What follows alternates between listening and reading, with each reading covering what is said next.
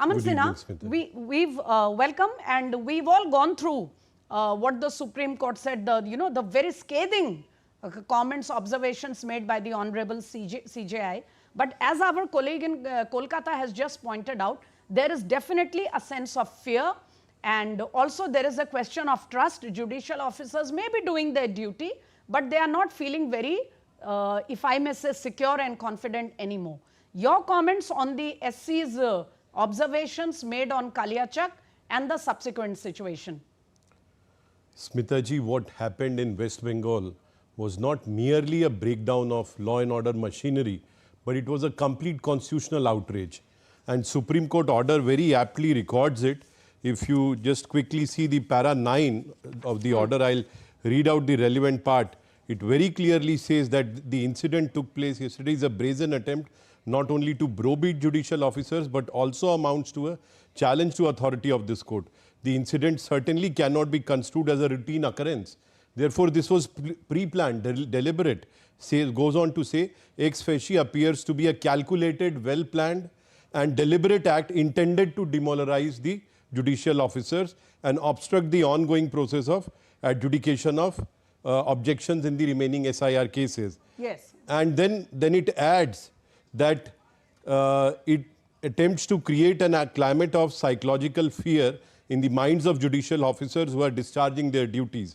Such conduct undoubtedly amounts to criminal contempt within meaning of the Contempt of the Court Act and reflects a complete failure on part of civil and police administration. So what court very clearly records is that it was a calculated attempt, it was a well-planned, deliberate act. Therefore, it was not a spontaneous outrage or a mob getting around and trying to ghera all these judicial officers. 7 judicial officers, 3 of them ladies, gheraoed for more than 8-10 hours, left without any food and water. And when they were taken out along with central forces, they are stone pelted, their car windows are smashed, the cars are they are charged with sticks and bamboo, etc. So therefore, this is a complete breakdown not only of law and order machinery, but this is a total constitutional outrage. And thereafter, court also goes on to record, Smita ji, that for 8 hours, imagine this kind of situation taking place in a district, and the DM and SP are nowhere to be seen. They are incommunicado, they do not reach the spot. This is the state of affairs in state of West Bengal.